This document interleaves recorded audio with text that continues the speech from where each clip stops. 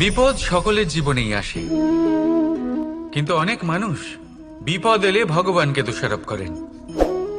বলেন যে আপনি আমাকে রক্ষা কেন করছেন না?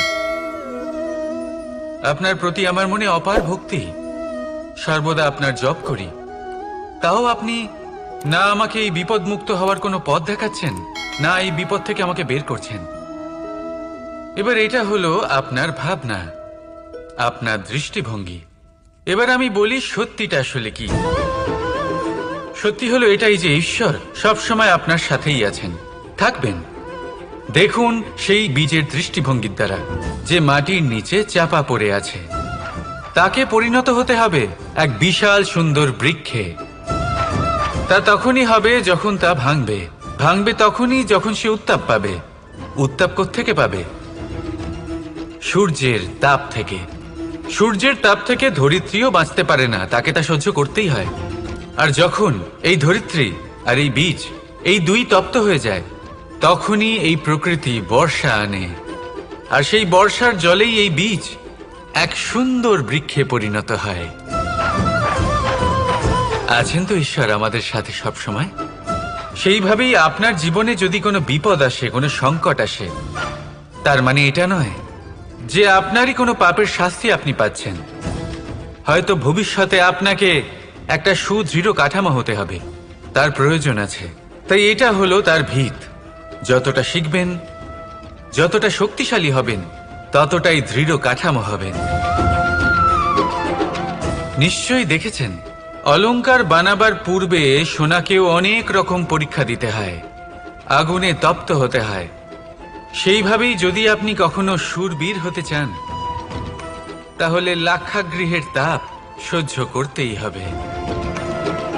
তাহলে আসুন আমার সাথে বলুন, বন্দে ধর্মা, বন্দে কর্মা, রাধা রাধা। অনেক সময় মানুষ অতীতকে দেখেন আর তখন অহংবোধে পরিপূর্ণ হয়ে ওঠেন। কখনো বর্তমানের দিকে তাকান, ভবিষ্যতের দিকে তাকান আর পরিতৃপ্তিতে ভরে ওঠেন। কেন বুঝতে পারেন না একটা সহজ কথা? এই যে সৃষ্টি, এই সৃষ্টি হলো একটা বড় চক্র, যা বারংবার আপনার কাছে ফিরে আসবেই। কঠিন থেকে কঠিনতর পরীক্ষায় আপনাকে নিযুক্ত করবে, যাতে আপনাকে উত্তীর্ণ হতেই হবে। যা কাল ছিল তা আজ নেই, এটা সবাই জানেন। যা আজ আছে তা হয়তো কাল থাকবে না, এটাও আপনাকে মেনে নিতে হবে, তাও আবার হাসি মুখে। শান্ত থাকতে শিখুন আর কখনো এই মনের মধ্যে অহংকার উৎপন্ন হতে দেবেন না। হতে শিখুন সেই হিমবাহের মতো। হয়তো এই জন্যই এত শীতল থাকে, কারণ ও জানে গতকালও জল রূপে ছিল, আজ বরফ রূপে হয়তো আছে, কিন্তু কাল পুনরায় সে জলেই পরিণত হবে। নিজেকে শান্ত রাখুন। হয়তো আজ আপনি সাফল্যের শিখরে আছেন, হয়তো বা নেই। আপনাকে প্রত্যেক দিন অবশ্যই দেখতে হবে। শুধু নিরন্তর প্রচেষ্টা করতে থাকুন, প্রত্যেক পরিস্থিতির জন্য তৈরি থাকুন, আর একে ভারসাম্যে রাখতে শিখুন। আপনার কাল হোক, আজ হোক বা আগামীকাল, আপনার ভালো দিন হোক বা খারাপ দিন, সব পবিত্র হয়ে যাবে। তাহলে আসুন আর আমার সাথে ভালোবেসে বলুন, রাধা রাধা। অন্ধকারাচ্ছন্ন রাত্রি যদি এসে থাকে, তাহলে আলোকিত প্রকাশ নিয়ে সূর্যও অবশ্যই আসে। রোগ যদি এসে থাকে, তাহলে তার ওষুধও অবশ্যই আসে। সমস্যা যদি আসে, তাহলে সেই সমস্যার সমাধানও নিজে থেকেই আমাদের কাছে চলেই আসে। এই সংসার, এই জীবনের শুধুমাত্র একটাই নিয়ম আছে, আর তা হলো এটাই: এই সংসার হলো একটা চক্রের মতো, এতে শাশ্বত বলে কিছু নেই, নিত্য বলে কিছু নেই। আর যা কিছুই রয়েছে সব বদলাতে চলেছে। যদি আপনার জীবনে দুঃখ থাকে, সমস্যা থাকে, যদি আপনি বিপদ দ্বারা আচ্ছন্ন, তাহলে মনে রাখবেন সবকিছু বদলে যেতে চলেছে। দুঃখের সময় কাঁদবেন না, মনকে আরো দুঃখী করে তুলবেন না, কারণ এখানে যা কিছুই এসেছে তা যাওয়ার জন্যই এসেছে। তাহলে এত চিন্তা কিসের? আনন্দ সহকারে জীবন যাপন করুন আর আমার সাথে ভালোবেসে বলুন, রাধা রাধা। যদি কোনো সিংহ বানরের মতো গাছে চড়তে চেষ্টা করে তাহলে কি হবে? একটা মাছ যদি মাটিতে হাঁটতে চেষ্টা করে তাহলে কি হবে? তারা বিফলই হবে। কিন্তু এরকম কেন হয়? তার কারণ হলো প্রকৃতির রচনা কিছুটা এরকম। এখানে প্রত্যেকটি ব্যক্তিকে, প্রত্যেকটি প্রাণীকে আলাদা আলাদা গুণের অধিকারী করা হয়েছে এবং সকলকে একটা সীমাও প্রদান করা হয়েছে। এবার এই যে বৃক্ষ, পশু, পাখি, এদের মধ্যে সেই ক্ষমতাই নেই যে এরা নিজেদের যাচাই করতে পারবে, নিজেদের সীমাগুলো বুঝতে পারবে, নিজেদের সদ্গুণগুলো চিনতে পারবে। এরা সেটা করতে পারবে না। কিন্তু মানুষ তো আলাদা। মানুষের কাছে সেই বিশেষ শক্তি আছে যে তারা পূর্ণরূপে নিজেদের যাচাই করতে পারবে, নিজেকে পূর্ণরূপে বুঝতে পারবে, নিজের দোষ, নিজের অপগুণ, নিজের সদ্গুণ, নিজেদের সীমাগুলো তারা বুঝতে পারবে।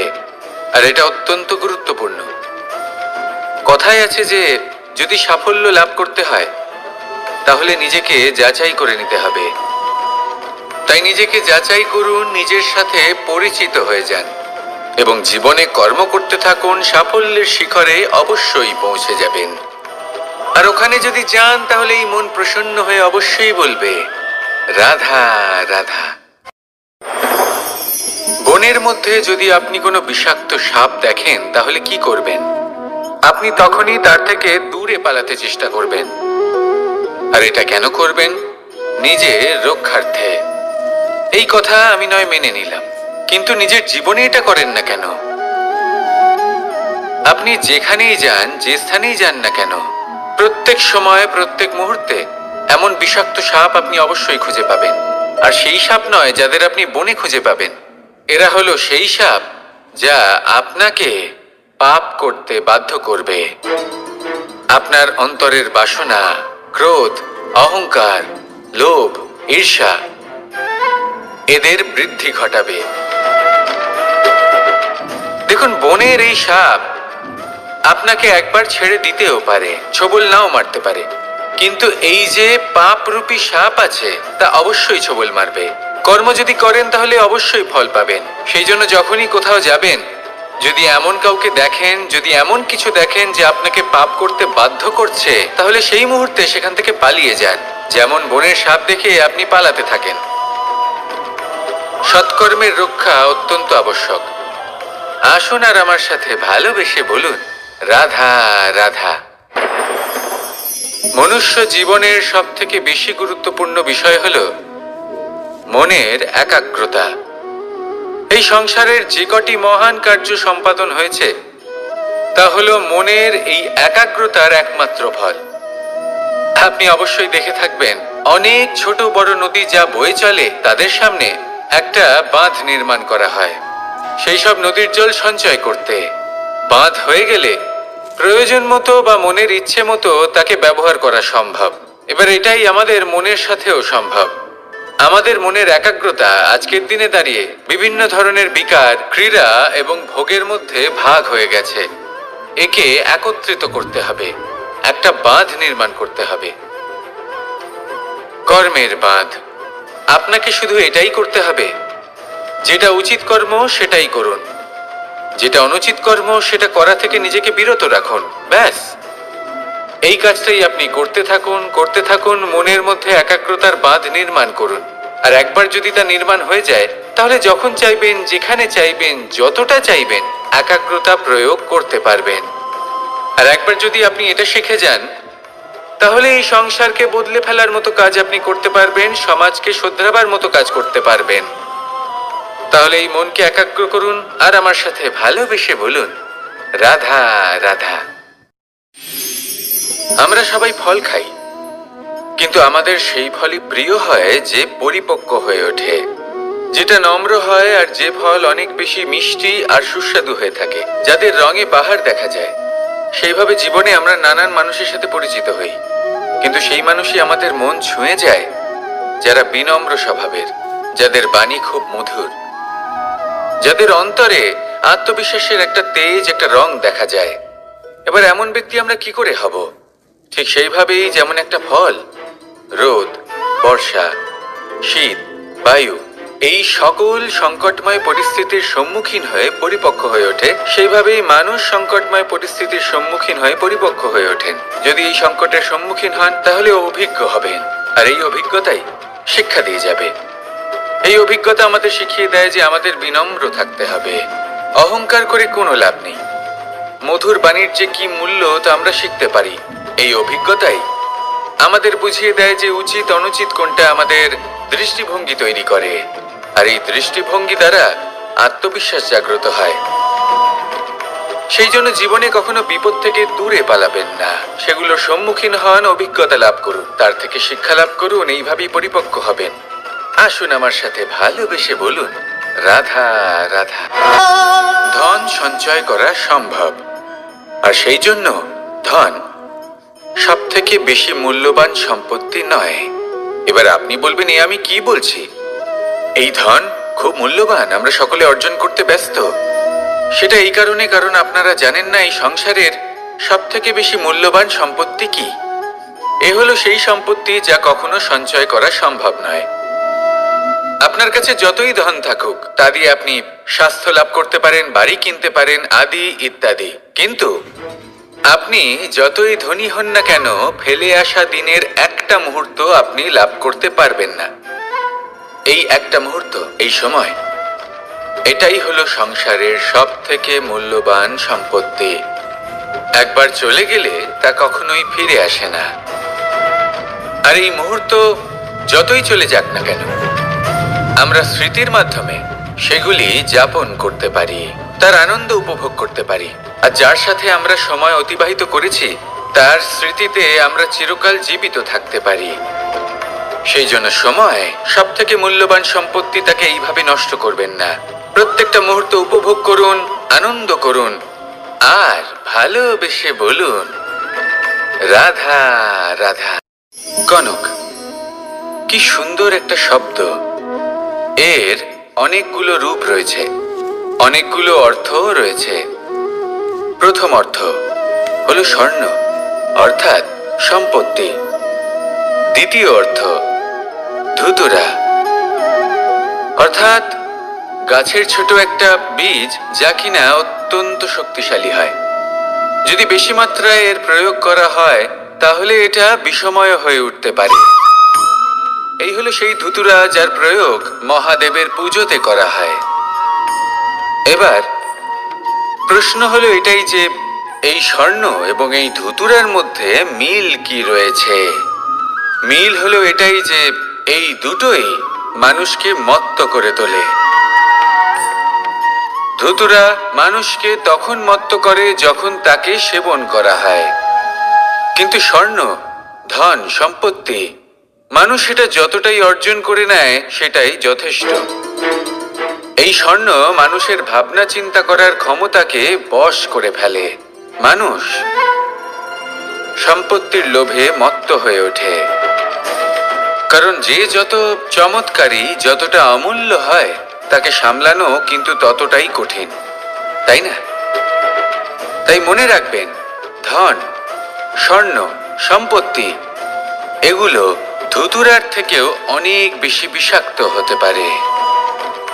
তাই এর ওপর আত্মসংযমের একটা কবচ পরিয়ে রাখবেন এবং বিবেকের শক্তির সাথে এগুলো প্রয়োগ করুন, তবেই কল্যাণ হবে। আসুন আমার সাথে ভালোবেসে বলুন, রাধা রাধা। মানুষের জীবনে তিনটি গুণ অত্যন্ত প্রয়োজনীয়: শ্রদ্ধা, বিনম্রতা, যোগ্যতা। যদি জ্ঞান লাভ করতে চান তাহলে শ্রদ্ধার প্রয়োজন, যদি মান লাভ করতে চান তাহলে স্বভাবে বিনম্র হওয়া প্রয়োজন, আর যদি মনোবাঞ্ছিত স্থান লাভ করতে চান তাহলে যোগ্যতার প্রয়োজন। বিষয়টা সহজ। শ্রদ্ধা আপনাকে জ্ঞান দেবে, নম্রতা আপনাকে মান, আর যোগ্যতা উচিত স্থান দেবে। কিন্তু যদি আপনি এই তিনটি গুণ সম্মিলিত করেন তাহলে এমন কিছু লাভ করবেন যা এই সব কিছুর থেকে অনেক ঊর্ধ্বে। সম্মান। আর এ হলো সেই সম্মান যা প্রত্যেক মানুষের নিজের জীবনে লাভ করতে চেষ্টা করা উচিত, কারণ এই হলো সেই সম্মান যার কারণে আপনি চলে যাওয়ার পরেও এই সংসার আপনাকে ভালোবাসবে আর মনে রাখবে। আসুন আমার সাথে ভালোবেসে বলুন, রাধা রাধা। জীবনে গতি অত্যন্ত গুরুত্বপূর্ণ, মতিও হলো গুরুত্বপূর্ণ, এবং তার থেকেও বেশি গুরুত্বপূর্ণ হলো সঙ্গতি। একটা জলের ফোঁটা, তার মধ্যে গতি থাকে, প্রকৃতির মধ্যে তা লাভ করার ইচ্ছে নিহিত থাকে, কিন্তু এই যে সঙ্গতি, তা নির্ধারিত করে যে এই জলের ফোঁটা ঝিনুকের মুখে পড়ে মুক্তোতে পরিণত হবে, নাকি বিষাক্ত সাপের মুখে পড়ে বিষে পরিণত হবে। এবার দেখুন, এই জঞ্জাল স্বর্ণকারের দোকানের সামনেও থাকে, এবং জঞ্জাল একজন ব্যবসাদারের দোকানেও থাকে, কিন্তু জঞ্জাল যা স্বর্ণকারের দোকানে থাকে তা ব্যবসাদারের দোকানের জঞ্জালের থেকে অনেক বেশি মূল্যবান, কারণ তার মধ্যে সোনার কণার সঙ্গতি থাকে। সেই জন্য জীবনে সঙ্গতির ওপর বিশেষ গুরুত্ব দেবেন। যেমন সঙ্গতি তেমনই আপনি হবেন। আসুন আমার সাথে ভালোবেসে বলুন, রাধা রাধা। প্রত্যেক প্রাণী ভালোভাবে জীবন যাপন করতে চান, এটা তাদের স্বভাবে আছে এবং ভাবাটা অনুচিত নয়। কিন্তু একটা ভালো জীবনের গুরুত্বপূর্ণ অংশ কোনটা? বসবাসের স্থান, সেই স্থান যেখানে আমরা জীবন অতিবাহিত করি। এবার মানুষ ভাবতে পারেন যে একটা ভালো বাসস্থানের অর্থ কি? সেই স্থান যেখানে সহজে জল পাওয়া যায়, যেখানে শুদ্ধ বায়ু পাওয়া যায়, যেখানে আনাজ উৎপন্ন হয়। এটা জীবনযাপনের জন্য পর্যাপ্ত বটে, কিন্তু ভালো জীবনযাপনের জন্য আরও একটা কথা আপনাকে বুঝতে হবে। সাধু, জ্ঞানী, পণ্ডিত ব্যক্তি, এই সকল মহাপুরুষ, এনাদের যে বাসস্থান তা অত্যন্ত বিশেষ হয়। এখানে এক ধরনের বিশেষ ইতিবাচক শক্তি থাকে, এমন একটা স্থান যেখানে দেবতারাও বিচরণ করেন। জীবন আমরা সবাই যাপন করি, কিন্তু জীবনের উদ্দেশ্য শুধুমাত্র জীবন যাপন করা নয়। জীবনের উদ্দেশ্য হলো মুক্তি লাভ করা। আর এই সকল সাধু, জ্ঞানী, পণ্ডিত ব্যক্তি, এই সকল মহাপুরুষ আপনাকে মুক্তির পথে নিয়ে যেতে পারেন, কারণ এরা হলেন সেই মহাপুরুষ যারা নিজেদের অন্তরের বিকার, অহংকার, ক্রোধ, বিদ্বেষ, এই সকল দোষগুলিকে ত্যাগ করেছেন, এদের ওপর বিজয় লাভ করেছেন। এমনই একজন ব্যক্তি আপনাকে মুক্তির পথে নিয়ে যেতে পারে। প্রয়োজন হলো শুধুই এনাদের চিনতে পারা, এদের কথা বুঝতে পারা এবং এদের দেখানো পথে চলা। যদি আপনি এটা করতে পারেন, তাহলে এই মন প্রফুল্ল হয়ে বলবে, রাধা রাধা। আমি এখানে একা এই বনে বসে আছি, বাঁশি বাজাচ্ছি। কার জন্য? কে আছেন এখানে? কেউ নেই। আমার প্রজা, আমার রাজ্য, আমার পরিবার আমার থেকে অনেক দূরে আছেন। আমি এখানে একা এই বনে বসে এই আকাশের এই রঙের, গাছের এই সব ফলের, মাটির সুবাসের আনন্দ উপভোগ করছি। কেন? আমি হলাম দ্বারকাধীশ। এমন কি রাজকীয় বা ভৌতিক সুখ রয়েছে যে আমি ওখানে পেতে পারি না? সবকিছুই পেতে পারি, তাও এখানে বনে একা বসে আছি। কোন সুখ খুঁজে চলেছি? একা থাকার সুখ। আমরা প্রত্যেকদিন অনেক মানুষের সাথে, চিন্তাধারার সাথে, কর্মের সাথে, পরিস্থিতির সাথে, সুখ দুঃখের দ্বারা বেষ্টিত থাকি। জীবনের এই চক্রে আমরা জড়িয়ে পড়তে থাকি। যতই আমরা এই সমস্যার সমাধান করি, আমরা ততই এতে জড়িয়ে পড়ি। আমরা এতটাই জড়িয়ে পড়ি যে যখন আমরা আয়নায় নিজেদের দেখি, তখন আমরা নিজেদের চিনতেই পারি না। এমন মনে হয় যেন আমরা নিজেদের হারিয়ে ফেলেছি। সেই জন্য প্রত্যেক দিন আপনি কিছু সময় নিজের সাথে কাটান একান্তে। এটা অত্যন্ত আবশ্যক। নিজের অস্তিত্বের গভীরে গিয়ে দেখতে শিখুন, নিজেকে বুঝুন। অদ্ভুত শান্তির অনুভূতি হবে। যেমন এই বায়ু, এই বৃক্ষ, এই পুষ্প, এই নিসর্গ, এদের মতো আপনিও কখনো একলা হতে শিখুন। কখনো নিসর্গের একটা অংশ হয়ে দেখুন। এই মন প্রসন্ন হয়ে বলবে, রাধা রাধা। ওমা, এ কি? আমি কখন থেকে এখানে অপেক্ষা করছি, হাত পেতে দাঁড়িয়ে রয়েছি যাতে একটা ফল আমার হাতে এসে পড়ে এবং সেটা আমি খেতে পারি। কখন থেকে অপেক্ষা করছি, কিন্তু সেটা হচ্ছেই না। এবার আপনি বলবেন যে এসব কি বলছি, এ কি অদ্ভুত কথা বলছি। যদি ফল খেতে হয় তাহলে আমাকে বৃক্ষে চড়তে হবে, ফলের কাছে পৌঁছতে হবে, তবেই তো ফল পাবো। এবারে এটা অত্যন্ত সহজ ব্যাপার, কিন্তু এই বিষয়টা আপনি নিজের জীবনের প্রসঙ্গে ভেবে দেখুন। লক্ষ্য কোথায় আছে আপনি জানেন, সেই লক্ষ্যে পৌঁছানোর পথ কি সেটাও আপনি জানেন, সেই পথে চলার ক্ষমতাও আপনার রয়েছে, কিন্তু তাও আপনি নিজের লক্ষ্য লাভ করতে পারছেন না। কেন? কারণ আপনি অপেক্ষা করছেন যে লক্ষ্য আপনার সামনে চলে আসবে, কিন্তু তা হয় না। লক্ষ্য সে যাই হোক না কেন, ধন হোক, প্রেম হোক, কোনো সম্মান হোক বা মোক্ষ হোক, যদি আপনি তার দিকে অগ্রসর না হন তাহলে ফল প্রাপ্তি অসম্ভব ব্যাপার, তা কোনোদিনই হবে না। সেই জন্য আপনার চোখের সামনে আপনি যদি নিজের লক্ষ্যকে দেখতে পান তাহলে উঠুন এবং সেই দিকে অগ্রসর হতে শুরু করুন। নিজের অন্তরের সকল অশুভ গুণ দূর করুন, অলসতা ত্যাগ করুন, অজ্ঞানতা ত্যাগ করে দিন এবং চলতে থাকুন। অবশ্যই মনোবাঞ্ছিত ফল লাভ করতে পারবেন। মনে রাখবেন, চলতে থাকলে তবেই লক্ষ্য প্রাপ্তি হবে। অপেক্ষার দ্বারা শুধুমাত্র মৃত্যু লাভ হবে। আসুন আমার সাথে ভালোবেসে বলুন, রাধা রাধা। আমি দ্বারকাধীশ এবং আমার সভাতে বিভিন্ন সময় বিভিন্ন ধরনের মানুষ আসেন, নিজেদের দাবি নিয়ে, নিজেদের ইচ্ছে নিয়ে। কখনো কেউ ভোজন চান, আবার কখনো কেউ ওষুধ, কখনো কেউ বস্তু চান, কেউ আবার চান বস্ত্র। কারোর জ্ঞান চাই, কারোর ধন চাই, আবার কারোর বাসস্থান। অনেক সময় আমি এই অনুরোধ, এই ইচ্ছে পূর্ণ করি না।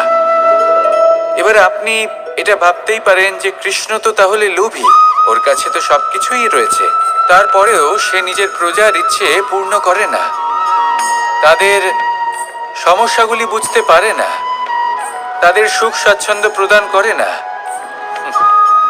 আসল সত্য হলো এটাই যে কোনো সবল ব্যক্তি, যে কোনো গৃহস্থ ব্যক্তি যে কাজ করতে সক্ষম, তার পরিশ্রম দ্বারাই নিজের প্রয়োজনগুলি এবং ইচ্ছেগুলি পূরণ করা উচিত।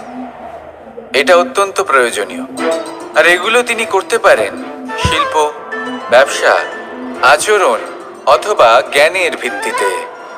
এই পথে চলতে হবে, পরিশ্রম করতে হবে, তবেই সে কিছু অর্জন করতে পারবে। এবার এমন কোনো ব্যক্তি যার এই সব কিছুতে কোনো রুচি নেই, যে কিছুই করতে চায় না, সে কিছুই অর্জন করতে পারবে না। এবার এরকম কোনো ব্যক্তিকে যদি আমি কোনো বস্তু প্রদান করি তাহলে কি হবে? সে পরাধীন হয়ে যাবে, আর সেটা উচিত হবে না। তাহলে কি করা উচিত? তাকে পথ দেখানো, তাকে বোঝাতে হবে যে কোন পথে চলে তুমি নিজের লক্ষ্য প্রাপ্ত করতে পারবে। শিল্প, জ্ঞান, আচরণ এবং ব্যবসা, এই পথে কিভাবে চলে সেটা শেখাতে হবে, আর আমি সেটাই করি। তার ফলে কি হয়? ব্যক্তি স্বাধীন হয়ে যায়। সংসারে সে যা চাইবে তাই প্রাপ্ত করতে পারবে, কখনো কারোর থেকে কিছু চাইবার প্রয়োজন পড়বেই না। এই কথাটা সবসময় মনে রাখবেন। যখনই দান করবেন তা ভাবনা চিন্তা করে এমন ভাবে দান করবেন যাতে সামনের ব্যক্তি স্বাধীন হতে পারেন, পরাধীন নয়। আসুন আমার সাথে ভালোবেসে বলুন, রাধা রাধা। করতে শিখুন। পাণ্ডব, পাণ্ডবরা বন থেকে এসেছিলেন। ওনাদের কাছে না কোনো ধন ছিল, না কোনো সম্পদ, না বিদ্যা। নিজের পরিশ্রমের দ্বারা ওনারা বিদ্যা অর্জন করেছিলেন, আর তার দ্বারাই সম্পদ অর্জন করলেন আর ধনও অর্জন করলেন। এই পাণ্ডব ছিলেন অত্যন্ত কুশল এবং শক্তিশালী। যুধিষ্ঠির নিজের পরিশ্রম দ্বারা এমন জ্ঞান অর্জন করেছিলেন যে এই সংসার ওনাকে ধর্মরাজ যুধিষ্ঠির অভিহিত করেছিল। দেখতে গেলে পাণ্ডবদের কাছে সবকিছুই ছিল, কিন্তু যখন বিষয় এলো আরো ধন লাভ করার, তখন যুধিষ্ঠির, যিনি পাণ্ডবদের মধ্যে জ্যেষ্ঠ, তিনি সকল পাণ্ডবদের সাথে দ্যুত ক্রীড়ায় অংশগ্রহণ করে ফেললেন। এর ফলে না শুধু ধনলক্ষ্মী, ধর্মলক্ষ্মী, বিবেক লক্ষ্মীকেও হারালেন, আর শুধু তাই নয়, নিজের গৃহলক্ষ্মী দ্রৌপদীকেও হারিয়ে ফেললেন। এর কারণ কি? ভুলে গেলেন খুব সহজ একটা কথা, এই সংসারে সম্মান এবং সাফল্য দুটোই পরিশ্রমের দ্বারা লাভ করতে হয়। কিন্তু দ্রুত ক্রীড়ার এই খেলা আমাদের ভাগ্যের উপর নির্ভরশীল। এই সংসারে দুটি পথ রয়েছে, একটা পথ যেখানে কর্ম এবং পরিশ্রমের দ্বারা আপনি নিজের পথ নিজেই রচনা করতে পারবেন, আর দ্বিতীয় পথ হলো যেখানে এই ভাগ্য এক মুহূর্তে আপনাকে শিখরেও পৌঁছে দিতে পারে, আবার ধূলিসাৎ করে দিতে পারে। আপনি কোন পথ বাছবেন সেই চয়ন আপনারই। আসুন আর আমার সাথে ভালোবেসে বলুন, রাধা রাধা। কোনো এক সময়ের ঘটনা এটা। মা এবং বাবা হাটে গিয়েছিলেন, তখন আমি আর দাদা গিয়েছিলাম গরু চড়াতে।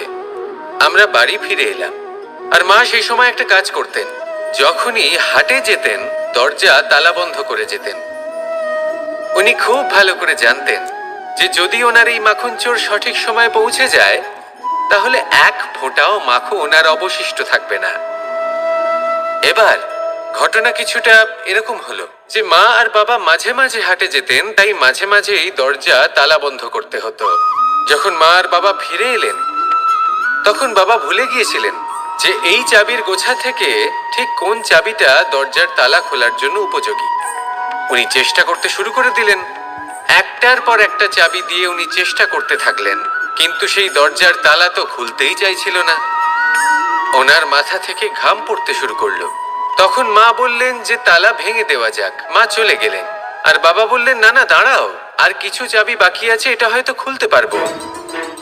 মা হাতুড়ি নিয়ে চলে এলেন সেই তালা ভাঙার জন্য, আর তখনই বাবা শেষ চাবিটা প্রয়োগ করলেন আর দরজার তালা খুলে গেল। যদি উনি চেষ্টা না করতেন তাহলে এই তালাটাও ভেঙে যেত আর চাবিটাও নষ্ট হয়ে যেত, ঠিক কিনা? এবার এই ঘটনাটা আমি দেখেছিলাম, আর আমার মনে হলো যে কখনো কখনো এই চাবির গোছার মধ্যে থেকে শেষ চাবিটাও কিন্তু জীবনের দরজা খুলে দিতে পারে। সেজন্য আপনি যদি জীবনে সাফল্য লাভ করতে চেষ্টা করেন, নিজের লক্ষ্যে পৌঁছতে চান, তাহলে হার মানবেন না। হয়তো দেখবেন আপনার পরবর্তী প্রচেষ্টা বা এই অন্তিম প্রচেষ্টা আপনাকে সাফল্যের পথে নিয়ে গেল। তাই নিরন্তর প্রচেষ্টা করতে থাকুন, জীবনে সাফল্য লাভ করুন। যজ্ঞের আগুনকে শুভ বলে মনে করা হয়, আর সেখানেই চিতার আগুনকে অশুভ মনে করা হয়। এমনটা কেন হয়? এখানে বিষয়টা হলো লক্ষ্য, বিচার এবং সঙ্গের। যখন আমরা যজ্ঞ করি তখন আমাদের লক্ষ্য কি হয়? পরিবেশকে আরো পবিত্র করে তোলা, ইতিবাচক করে তোলা। আমাদের লক্ষ্য শুভ হয়। তারপরে আসে বিচার। এই পরিস্থিতিতে সেই বিচার হলো অগ্নি। স্ফুলিঙ্গ থেকে তীব্র আকার ধারণ করে সমস্ত কাঠকে পুড়িয়ে দেয় এবং সুগন্ধ ছড়িয়ে দেয়। অর্থাৎ যদি আপনার লক্ষ্য শুভ হয় তাহলে তা নিজেই শুভ বিচারধারাকে আমন্ত্রণ জানায়। এই শুভ বিচার তখনই আসবে যখন আপনার সংকল্প শুভ হবে। অন্যদিকে হলো চিতার আগুন। এর লক্ষ্য কি? একটা দেহকে পরধামে পৌঁছে দেওয়া। সবার শেষে সবকিছু আপনার উপরে নির্ভরশীল যে আপনি কোনটা চয়ন করতে চান। আপনার লক্ষ্য যদি শুভ হয় তাহলে আপনার বিচার এবং সঙ্গতি আর তার পরিণাম সবই শুভ হবে। আসুন আর আমার সাথে ভালোবেসে বলুন, রাধা রাধা। এই সংসারের প্রত্যেক বস্তুর, প্রত্যেক পরিস্থিতির, প্রত্যেক আবেগের দুটি দিক আছে। এর মধ্যে পার্থক্য করা সম্ভব শুধুমাত্র দৃষ্টিভঙ্গির দ্বারা। যদি কোনো ব্যক্তি পর্বত শিখরে দাঁড়িয়ে থাকেন তাহলে উনি এটাই দেখতে পাবেন যে এই জলের ধারা সমুদ্রের দিকে বয়ে চলেছে। আরেক ব্যক্তি যিনি সমুদ্রের কাছে দাঁড়িয়ে আছেন তার এটাই মনে হবে যে এই জলের ধারা সমুদ্রের দিকে আসছে। এখানে বিষয়টা হলো দৃষ্টিভঙ্গির, আর এটাই সময়ের সাথেও হয়ে থাকে। অনেক সময় মানুষ চিন্তিত হয়ে পড়েন, ত্রস্ত হয়ে পড়েন যে তার কাছে হয়তো খুব কম সময় আছে, তাতে তিনি অনেক কিছুই করতে পারবেন না, আর একটু সময় থাকলে খুব ভালো হতো। তিনি এভাবেও ভাবতে পারেন যে অল্প হলেও সময় বাকি তো রয়েছে, অর্থাৎ যা অবশিষ্ট আছে তাকে সংরক্ষণও করা সম্ভব। তাতে জীবন যাপনও করা সম্ভব। আর এটা নির্ভর করছে আপনার উপর। তাই দৃষ্টিভঙ্গি ইতিবাচক রাখুন। জীবনে দুই ধরনের আবেগ রয়েছে যার কোনো মূল্য নেই। আমার কথার অর্থ এটা নয় যে এদের কোনো গুরুত্ব নেই, গুরুত্ব যথেষ্টই রয়েছে, শুধু এদের জন্য আপনাকে কোনো মূল্য দিতে হয় না। প্রথম আবেগ হলো আনন্দ, প্রসন্নতা। এটা আপনি যে কোনো জায়গায় খুঁজে পেতে পারেন যদি আপনি খুঁজে পেতে চান। আপনি কোনো পুষ্পের সৌন্দর্য দেখে প্রসন্ন হতে পারেন। বায়ুর কারণে যখন একটি বৃক্ষ শিহরিত হয় সেটা দেখে আপনি প্রসন্ন হতে পারেন। একটা ছোট্ট শিশুর কলরব শুনেও আপনি প্রসন্ন হতে পারেন।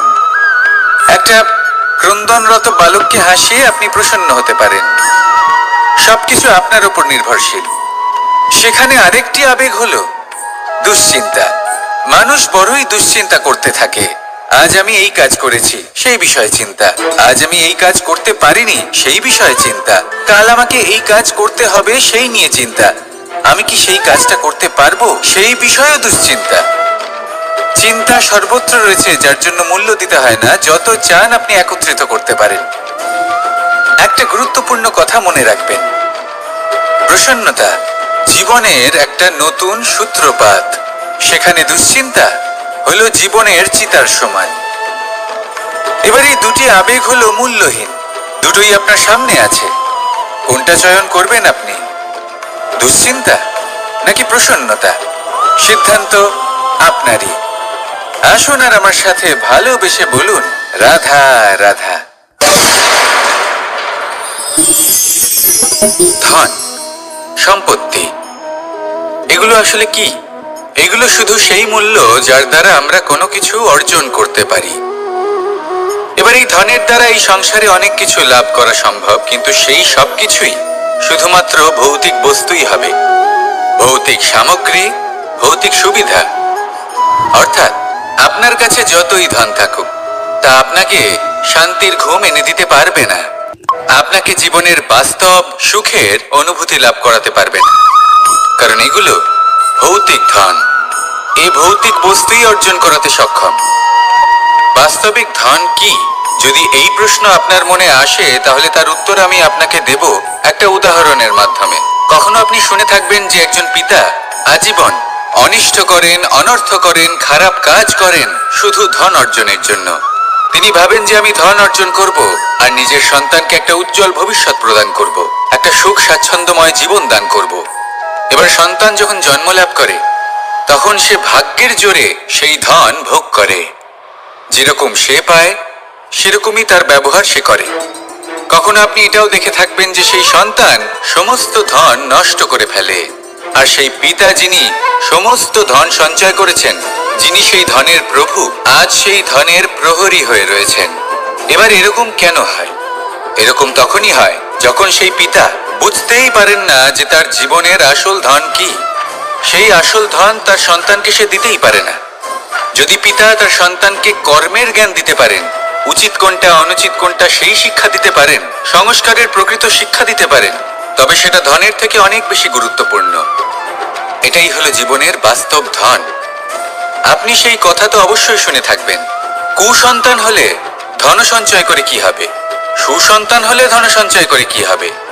সন্তান যদি কুপুত্র হয় তাহলে সব নষ্ট করে ফেলবে, আর সন্তান যদি সুপুত্র হয় তাহলে ধন থাকুক না থাকুক, সে নিজেই কর্মের পথে অগ্রসর হয়ে ধন অর্জন করবে আর নিজের জন্য এক উজ্জ্বল ভবিষ্যৎ গড়ে তুলবে। তাই সন্তানকে সম্পদ দেওয়ার আগে কর্মের জ্ঞান দান করুন, সুশিক্ষা দিন, কারণ এটাই হলো জীবনের প্রকৃত ধন। আসুন আর আমার সাথে ভালোবেসে বলুন, রাধা রাধা। একবার একটা শেয়াল বনে বিচরণ করছিল। ও একটা ছোট্ট শাবক দেখতে পেল। ও ভাবলো, আজ একেই আমি খাবার হিসেবে গ্রহণ করব। আশেপাশে দেখলো কেউ দেখছে না তো, কেউ ছিল না, আর সেই শাবকের ওপর আক্রমণ করলো, যা হলো একটা ঘোর অপরাধ। বনের নিয়ম অনুসারে আপনি কখনোই শাবকের উপর আক্রমণ করতে পারেন না। তারপর এই খবরটা যখন রাজা সিংহ জানতে পারলেন, সভার আয়োজন করলেন। কিন্তু সেখানে শেয়াল বলল, আমি তো এরকম কিছু করিনি। কিন্তু যদি আপনি এরকম বলেন, কোনো প্রমাণ দিন, এর কোনো সাক্ষী আছে? তখন রাজা সিংহ পেঁচাকে ডেকে পাঠালেন, যে সেই মুহূর্তে বৃক্ষের শাখার ওপর বসেছিল, সে সব কিছু দেখেছিল। পেঁচা সব সত্যি কথা বলল, আর শেয়ালকে মৃত্যুদণ্ড দেয়া হলো। এবার এই কাহিনী আমি আপনাকে কেন শোনালাম? কারণ মানুষও কখনো কখনো এরকম কর্ম করেন যা শিয়াল করেছে। এটা ভাবেন কেউ দেখছে না, যখন আমি অনুচিত কর্ম করতেই পারি। কিন্তু না, আপনি যাই করুন না কেন, কেউ না কেউ অবশ্যই তা দেখছে। কোনো ব্যক্তি না হলেও কোনো প্রাণী, না হলে কোনো যক্ষ বা দেব বা প্রেত। যদি এনারা কেউ না দেখেন, তাহলে ধরিত্রী মাতা দেখেন, যেখানে দাঁড়িয়ে আপনি সেই কর্ম করছেন, তাই না? তাই একটা কথা সবসময় মনে রাখবেন, কে দেখছেন কে দেখছেন না সেই বিষয়ে ভাবা ছেড়ে দিন।